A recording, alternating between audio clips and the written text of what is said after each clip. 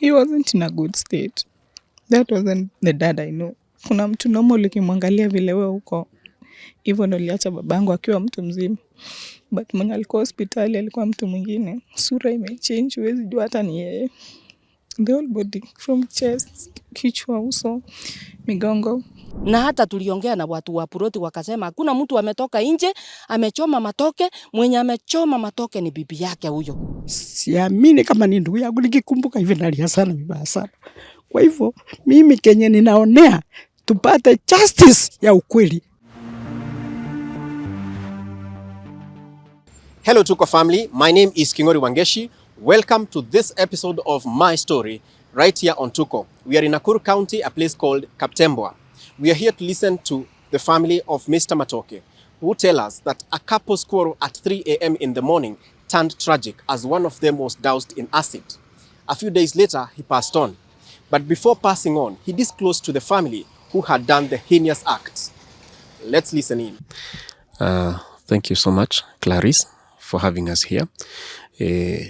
But let's get to know you a little bit more. Who is Clarice? My name is Clarice Mgoi Matoke. I'm the first child of the late Elijah Matoke Maina. Yeah. Today we are here to talk about what transpired or what happened. But before then, maybe elaborate a little bit further about your family. How are you? How many are you? How have you grown up? Okay, in my family, my mom was the first wife of my dad. And we are two in our family. Then the person who, I can't even explain that in details. We also have another family where dad lived and where the incident occurred. Let's go straight to the incident so that we can have the basis of this conversation. Then we'll do a background story that led to what happened. What exactly happened? There are people who are watching and they are not aware of what happened, and that is why we are here. Okay, on 5th of December, I was called by my uncle named Joshua around 6 a.m. in the morning. Then on the call, he didn't even greet me. He was like, "Can you rush to the hospital? Just travel. Your dad is in the hospital." I was like, I talked to my dad yesterday and he was okay. I panicked, by the way. I don't know. A lot happened that day. So I traveled. And from Kericho, I stay in Kericho. I traveled from Kericho and came to Nakuru. Before reaching the hospital, I decided to pass by where my dad stayed.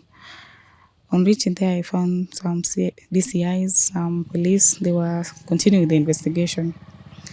I look on the bed where my dad was sleeping. It was burnt.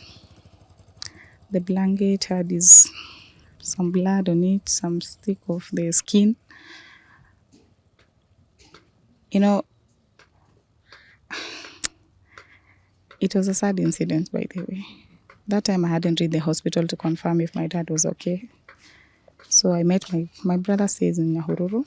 We also traveled that morning. We met and we went together to the hospital. My dad that I used to know and that I saw in the hospital, they were two different people. Yeah. How so?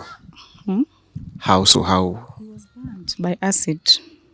You know, on the call, I was told that your stepmom has burnt your dad with sulfuric acid. They didn't mention the acid name, but they said that with acid. So dad struggled akafika hosi. And on reaching the hospital, akafanyiwa first aid. You know, I didn't believe what happened there. After kufika hospital is when I asked my dad, what happened? He was in pain. And he explained to me, it was around 3. Your mom wake up, my stepmother. He had some quarrel in the house around 3 a.m. I don't know what he was looking in between the bed. Dad told me alikuwa anachokora tu vitu chini, kiangalia, akirudisha.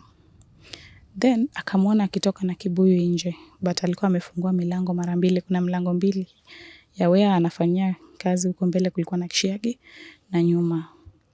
Then akatoka na ingine, akarudi na hiyo ingine. Dad akaniambia nilidhani ni maji. I even have that recording with me. Nilidhania ni maji. So akaanza kumwagia dad, alikuwa amelala kuangalia juu. Hiyo kustruggle kuamka akipiga nduru. The neighbors thought ilikuwa ni kawaida, walikuwa wanasikia makelele kwa nyumba. Sorry, were they used to having quarrels? That's what you mean? Yeah, but my dad wasn't violent. Ungepiga kelele na atanyamaza kuangalia tu ama atoke aende. So I don't know ni nini ilikuwa inaendelea that day. Kabidi kamuuliza tu akiwa kwa hospital bed. Kiniambia na record. Nikamwambia dad, rudia tena. You know, I thought maybe anaongea zake. After ameongea nikamwambia rudia ni record nisikie. Akaisema to the exact thing. So alimchoma. Kaniambia mama, mtu mwingine asiwadanganye kuna mtu alinichoma. So dad wasn't in a good state. Yes, alikaa hosi 5th hadi 10th. Akalala. Sorry about that. So, take some time.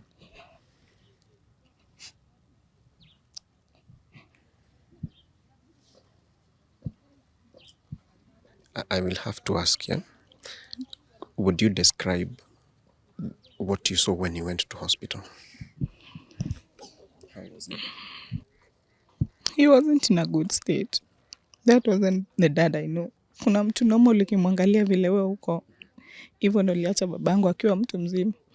But mwenye alikuwa hospitali alikuwa mtu mwingine. Sura imechange, huwezi jua hata ni yeye. The whole body, from chest, kichwa, uso, migongo. Yeah.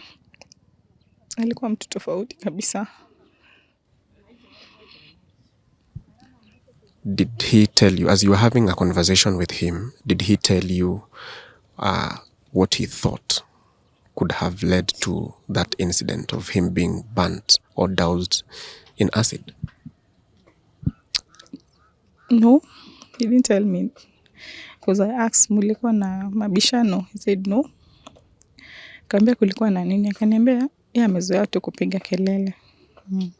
But there are some incidents back alikuwa akipata dad na pesa anamchukulia yote. But dad's ule mtu wa kubishana. He was always hakuwa mtu wa kubishana by the way. Ungemkosea na kuangalia tu. As we were beginning, during your introduction, you said that your mom was the first wife of your dad. What was the relationship between you and your dad, especially after he remarried? We were very okay. We never had issues. Yeah. I was so close with my dad. I would visit even to the house of this lady. Ningekaa. In class 6 also nilisomea hii Nakuru kwa Inange. Nikikaa tu bado kwake. I was very close with my dad. And they used to communicate with mom. They didn't have any big issues. They would help us where he could. How about between you and your stepmom? Between me and my stepmom, in the beginning, sikuwa naona issues. Then after kukaa kidogo, ikafika next and hata nilikuwa nikitaka kupigia babangu. He would say, mom, nikikata simu usipige tena. So meaning there were some issues. Hakuwa anataka maybe ni communicate na dad. Ama alikuwa anataka kucut off dad. Asikuwa anatuongelesha. So ningepiga simu maybe dad aseme no. Nikikata mama niseme hello usirudie kupiga, mimi ndo ndakupigia. Na yes, nikifanya hivyo afanye hivyo nitakata. Na ataenda hata kama ni 1 week ndiye apige. Kuna pahali nilisoma that mlikuwa na code between you and your dad. Like akikupigia simu. Akinipigia simu. Lazima akisema hello. Nitajua maybe ako kwa issue hataki kuongea wakiwa wote. Yeah. So ningekata. That's why nimesema nilikuwa nikimpigia kuna time akisema hello na nikakate sitampigia tena. Because najua maybe nitamweka kwa shida. So ningekata ningoja apige. Hata anaenda 1 week ndiye call. So as you say you are close to your dad, were there signs before this incident to show that something was on the way? I can't tell that there was something because I think Dad hid a lot of things from me because I was also niko na mtoto, and during my pregnancy journey I had some issues. So Dad was the person that was close to me. I would share a lot of my stories with him. So maybe alikuwa na feel akiniongezea burden yake ataniumiza. So alikuwa ananificha vitu mingi. Hakuwa anataka nijue. Yeah. But definitely after what happened, maybe you heard or you were told that there were things that could have happened before that you did not know. Things that would have happened? No, I wasn't told about anything. The only thing I know ni ile dada akiwa na pesa angemnyang'anya. Na quarrels ilikuwa mostly. So siwezi jua. Hata mimi pia natamani nijue what really. Yani natamani tu nijue ni nini ilimpush kufanya chenye alifanya. Because probably dada amewatoa mbali. I can say off to these cameras. Aliolewa na watoto 4. That those are my step brothers, but si wa babangu. But dad ameshika mkono. To the next time wangesomeshwa sisi tuko tuna hustle na mama. Tukiteseka. It's not that our life was hii maisha tumestruggle sana. But then maisha ilikuwa tu sawa. So mtu amekusomesha watoto, amekulelea, it pains umlipe na kifo after, you know.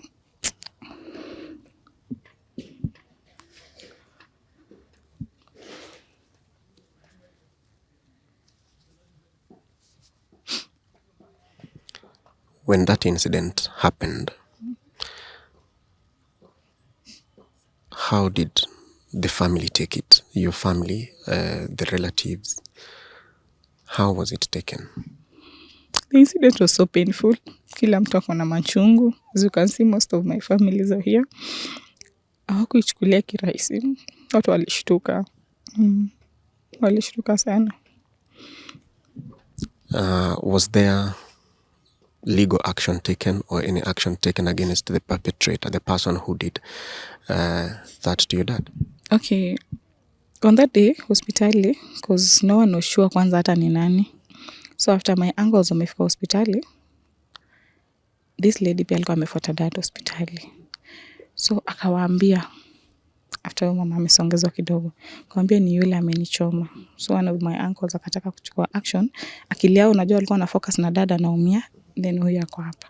Wakapiga simu police station. So huyu mama pia akataka kuja kureport my uncle alikuwa anamslap. So kufika huko simu ilikuwa ishatangulia. Akaikwa ndani. Yeah. So probably bado kesi inaendelea. On Wednesday tulikuwa kotini pia. Akamenshoniwa kesi yake, he was taking plea. During the plea alikataa. And akatolewa na cash bail ya 120. Surety of 500. Yeah, I think so far wakasema tunarudi tarehe 10 kotini. All we pray for is justice to prevail. The only thing we are praying for. Justice to prevail. Tunaweza kuwa tuko wanyonge hatuna kitu. Lakini wakumbuke Mungu wako. Na yeye halali. Who is guiding you as a family, as his children, as you seek for justice? Who is guiding you? I can't say no one is guiding me because kila kitu ni kama mimi ndo nasimama. Yeah. No one is guiding us. Yeah. How about a lawyer? We don't have a lawyer yet. We don't have a lawyer. What is your plea to the people who are watching? We are here because of an organization that also would want to amplify this incident of what happened as they try to push for justice. So what would be your plea to the people who are watching us today? My plea for the people who are watching us today is that please help us seek justice for my dad. We don't have anything. Tuko wanyonge vile tuko. Just help us. The lawyers that are out there. Mtusaidie. We're seeking for justice for my dad. And when justice ikishatokea, I think I will be at peace because I'm not at peace since the incident. I haven't even resumed work. Mimi na hustle. Basi sijarudi kazi. Sina amani kabisa. I'm not at peace. Incident imeniumiza sana. Imeniumiza kabisa.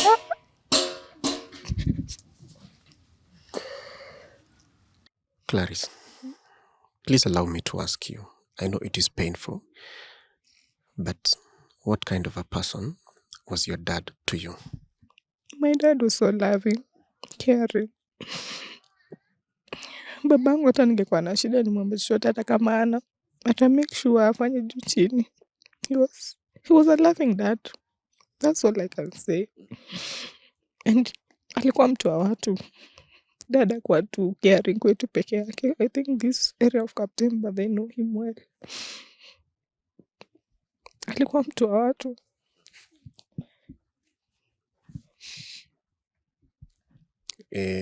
Was there a dispute regarding property in your family? It has never been there. Imekuja tu juzi after dad ameaga. Akiwa hospitali akatumana atolewe some titles in the house. Kufika hakuna. So 2 titles were missing. Yeah. That's all I can say. Nizo stories za shamba. So I don't know ni nini ilihusika na stories za mashamba titles kupotea. Juu alisema akiwa hosi. Nilikuwa huko ananiambia mama anatuma my uncles waende mahali fulani mtapata kitu fulani. Mkifika mnatafuta haiko. So maybe pia shamba ilichangia, I don't know. Siwezi jua. Natamani tu sana nijue nini. What was your relationship with your step siblings? My step siblings. I was so close with the twins more than our kubwa. Yeah, our baba yangu sasa, the twins. I was so close with them, but si vile. Because nilikuwa nakuja narudi kwa salimia. We were just okay. Dada alikuwa anapenda upendo. So haungeonyesha anything negative akiwa. Would you have a message for your stepmom because of what happened? My message to her, if she's watching, please, I just want to know what really happened. That will make me heal.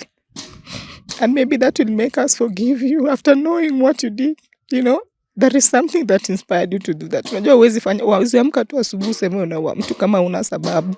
Tunatamani pia kujua hiyo sababu ilikuwa nini. That's all the sake for. Pole sana Clarice na familia yako. And we are here as Tuko family to amplify the voice that you're putting out there to search for justice for your dad. And we wish you the very best from us. And we're also praying for God's peace, because he's the only one who can give you peace. We may tell you all nice things, but he's the only one who can give you peace, because this was not planned. Rather, you did not expect or plan it. Your dad was not sick, was he? No, my dad was okay. Yeah. So when you were called in the morning, you were not expecting? I was not even expecting such a call, because the previous day nilikuwa nimeongea naye akiwa sawa. Ilikuwa to meet, that was on 4th nikiongea naye mchana. Kulikuwa na wedding ya my uncle on that week yenye 8 hapo. It was to take place on 14th, I think. Yeah. So tulikuwa tumeplan tutakuja mapema. Hata ndiye alikuwa anatupanga akisema namkuje mapema tuchinje mbuzi tusherehekee kwanza kama familia before the wedding. And there's some business hatukuwa tumemaliza naye. What was your last conversation, if you can recall your last conversation with your dad? Before the previous day, you said that you had talked the previous day. What was your discussion, and then what was the last thing that he told you? My last conversation with my dad, I called to check up on him, but akaniambia ako kwa my uncle yule na alikuwa na plan wedding, so hajateremka kwa nyumba. Kaambia basi malizana na hao alafu tutaongea. That was the last message. Ndio tulikuwa tumeongea naye kwa simu. Yeah. How about when he was in hospital? In the hospital, the last conversation alikuwa tu akinishika mkono akiniambia nipeleke nyumbani, nimechoka. So my mind haikuwa ati anaenda ama kuna kitu alikuwa anataka nifanye. Alikuwa tu akisema mtu yote asiwadanganye, kuna mtu mwingine alinichoma. The last thing my dad told me, ni Ruth alinichoma. Ndio.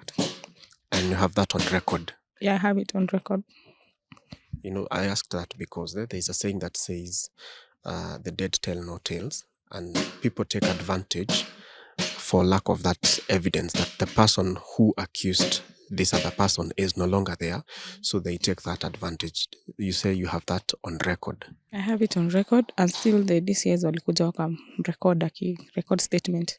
My brother was there akisimama. Sio inafaa ukwe pia na mtu mwenye anasikiza kenye unasema, and they also recorded, so I hope they are using that record well wherever they are. Yeah. Wewe tueleze jina lako na uhusiano wako na the late Mr. Matoke. Mimi kwa majina naitwa Roselyn Kimto. Matoke ni ndugu yangu. Tumekaa na yeye wakati alimaliza form 4, nikamleta hata nikamweka duka alikuwa ananiusia. Tumekaa na yeye hiyo muda yote, hata huyu sasa huyu mwanamke ni bibi ya pili. Mama ya huyu msichana alikuwa ndio bibi ya mkubwa. Sasa ako na kijana na mtoto. Sasa 208 ndiye alikuwa amemoa huyu mwenye kufanya hiyo kisanga. Tumekaa na yeye hata wakati alikuwa alimleta kwangu. Akanijulisha huyu ndio mke ambayo nimefanya nini, nimeoa. Tukamkaribisha. Tumekaa na yeye muda yote, akafika mahali akaanza kugeuka. Sasa wakati wamekaa wameanza kufurugana, ukienda huko tunakaa kesi hatupati chochote. Ukimuuliza anaenda juu, hakuwa anataka hata sasa watu wa familia wamufike karibu. Sasa akaleta hiyo visanga. Sasa hii juzi ilikuwa tarehe 5 Disemba. Hiyo tarehe 5 anakaa mbali, anakaa tu hapo na mimi vile nakaa hapo. Sasa ndugu yangu mwingine akanipigia simu akaniambia ati Matoka ako hospitali. Kamuuliza alikuwa lini, juu alikuwa na pressure na sukari, lakini nikamuuliza ni pressure, ati hapana. Sasa hakutuambia ni nini. Nikaita brother yangu mwingine anakaa huko Sobea akakuja. Wakati huyo wa Sobea amekuja, sasa nikalemewa kabisa hii asubuhi. Nikamuita akakuja paka hapa akanichukua na gari tukaenda paka medical. Wakati tumefika pale, huyu mwanamke nilimpigia simu. Nikamuuliza ni nini imekuwa kwa Matoke? Ati siwezi kukuambia. Nikasikia kama nguvu imeniishia. Kweli nikaenda huko, kumbe amemmwagilia acid hiyo asubuhi. Bila nilifika huko kitu kama saa 1 asubuhi, tukashinda huko mpaka usiku. Tukaendelea kumuona. Ndugu yangu alikuwa mbaya, yani hata kama ni kifo alikufa kifo ya uchungu. Akiniona hivi nilikuwa namuita tu naona analia tu. Sasa tukaendelea, nikapiga masimu kwenda nyumbani wapi, watu wakakuwa wamekuja. Tukaanza kumulinda. Sasa hiyo siku hiyo tarehe 5 tulimweka ndani. Kuna kazini yangu alimweka ndani. Wakati kuangalia hiyo kisanga akamweka ndani hapa chini hapa police post. Sasa amekaa huko sisi tukiendelea na maombolezi pale kwake. Sasa tukaenda tukamshika tarehe 5. Kurudi sasa mimi kenye inashindwa serikali itafanya nini, kwa sababu mtu anaua mtu na hapati haki. Hata mimi nilistuka hata wakati huyu mtoto kuniambia ati ametoka ndani. Nikasema ametoka kivipi? Na hata mwezi mmoja mtu utaweza toa mtu ndani kweli? Sasa tukasikia ati ametoka. Na shindwa alitoka kivipi? Hata watu wao sijui ni vile watu wanaona utaifu wa pesa ama nini. Sasa naona kama tunaomba serikali, tunaomba justice itushike mkono na tuendelee hiyo kesi, kwa sababu hiyo kesi ni mbaya. Hata pia mwingine ataweza fanywa kitendo kama hiyo. Kama unaona mtu anaua mtu na hawezi simama, hawezi hata kiendelea hata mwezi 2 ati ametoka ndani. Sasa ndio nauliza serikali iko wapi tusaidie kitu kama hiyo. Tunataka justice ifanye kazi yake, tupate haki. Watoto wapate haki ya babake. Kama sasa ule msichana ameathiriwa vibaya sana kutoka baba yao. Hata mimi vile naona hivi ninalia kila siku.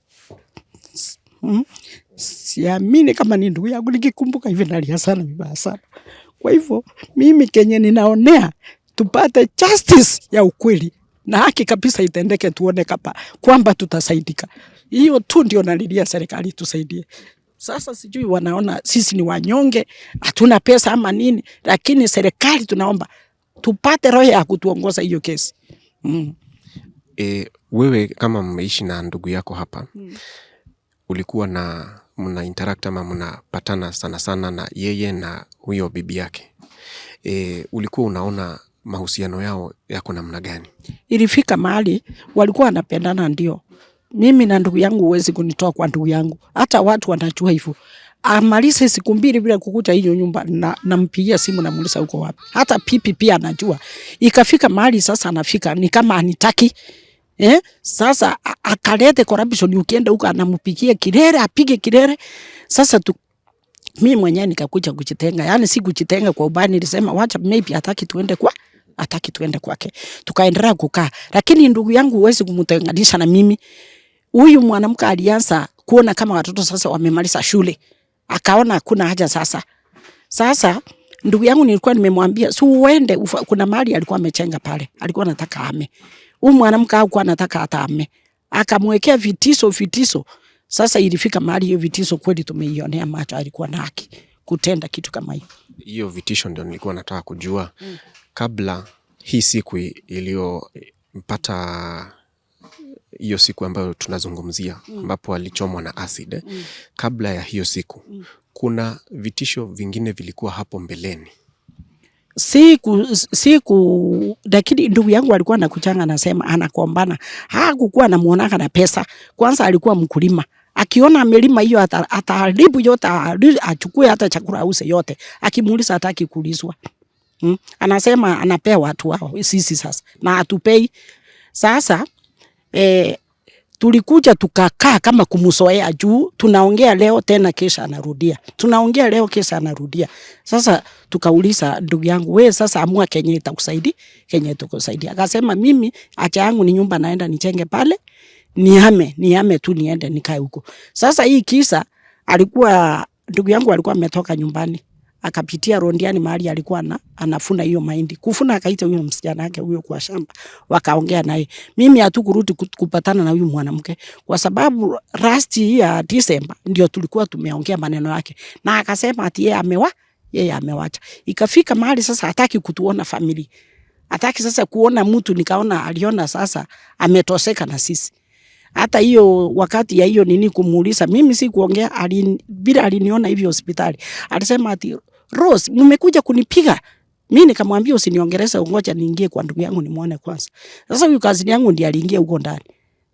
Kumweka sasa yeye alikuja kamstaki para akawekwa huko ndani. Hiyo muda yote mimi hatujaongea. Kuna ndugu yangu wako hapa walikuwa hiyo Monday hiyo case.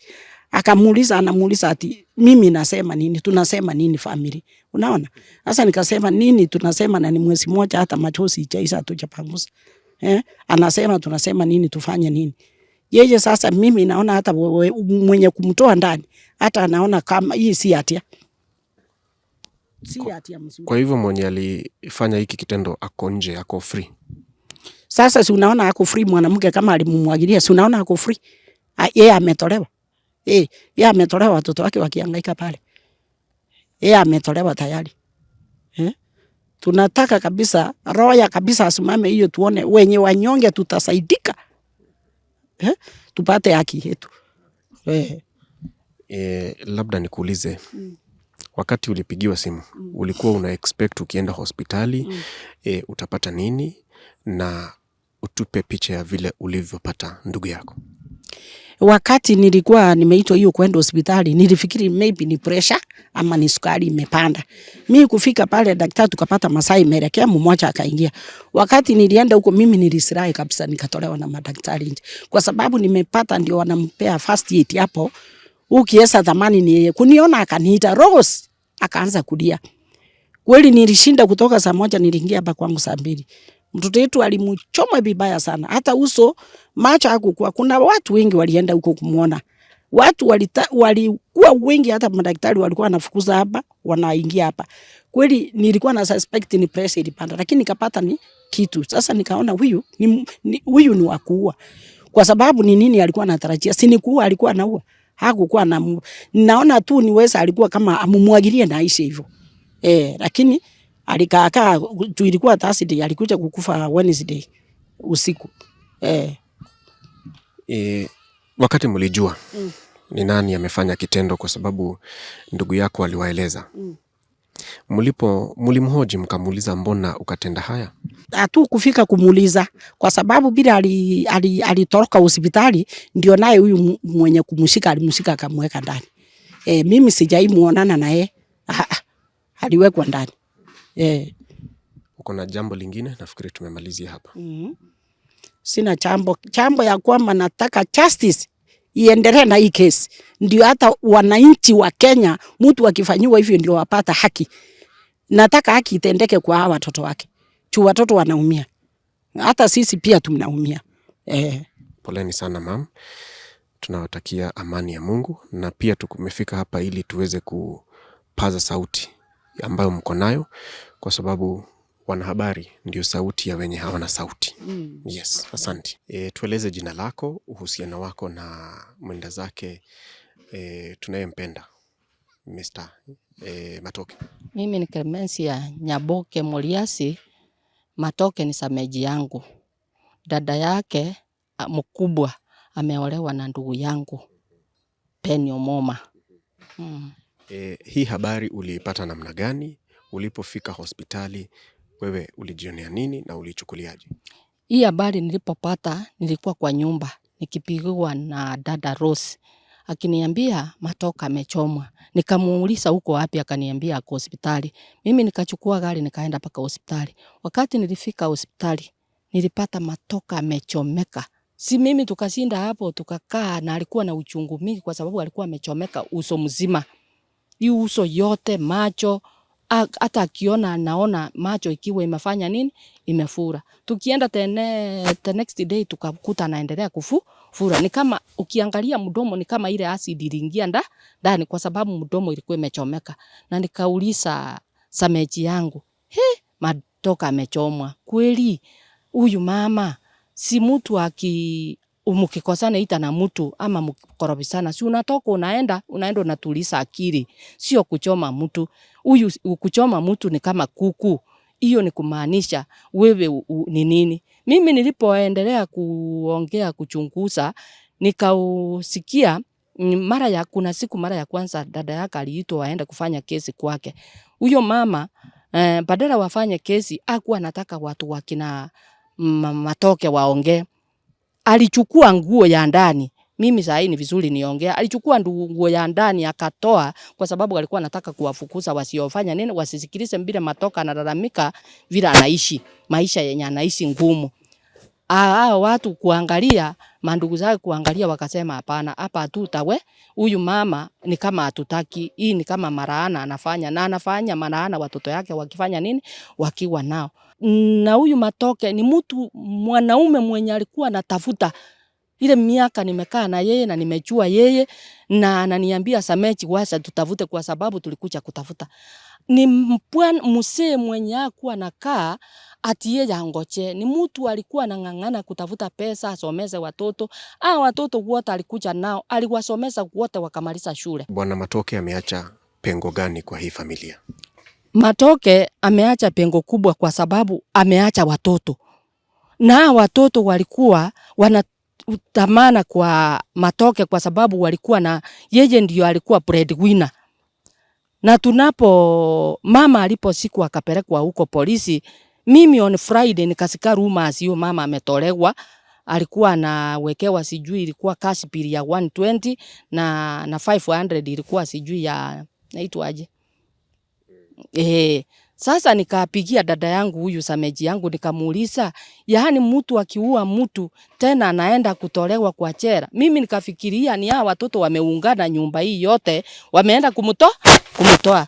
Sisi kama familia ile kitu tunataka ni haki, kwa sababu kuna watoto wameachwa. Na tunaposikia huyo mama ametoka ndani, hiyo hatuoni kama ni haki.